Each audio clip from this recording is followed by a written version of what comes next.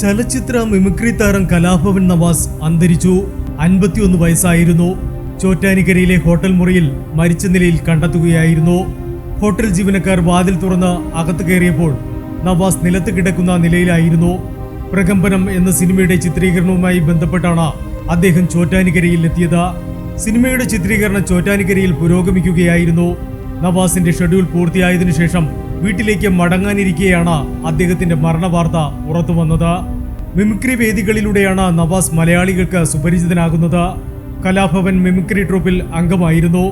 സഹോദരൻ നിയാസ് ബക്കറിനൊപ്പവും അദ്ദേഹം നിരവധി ഷോകളുടെ ഭാഗമായിട്ടുണ്ട്. നടനും നാടക കലാകാരനുമായിരുന്ന അബൂബക്കറാണ് നവാസിന്റെ പിതാവ്.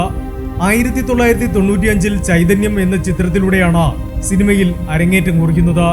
ജൂനിയർ മാൻഡ്രേക്ക്, അമ്മ അമ്മായിയമ്മ, മീനാക്ഷി കല്യാണം, മാട്ടുപ്പെട്ടി മച്ചാൻ, ചന്ദാമാമ, മൈഡിയർ കരടി, മൈലാഞ്ചി മഞ്ചുള്ള വീട് എന്നിവയാണ് പ്രധാന ചിത്രങ്ങൾ.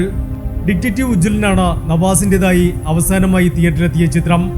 കലാഭവൻ നവാസിന് മൂവി മേറ്റ്സിന്റെ ആദരാഞ്ജലികൾ.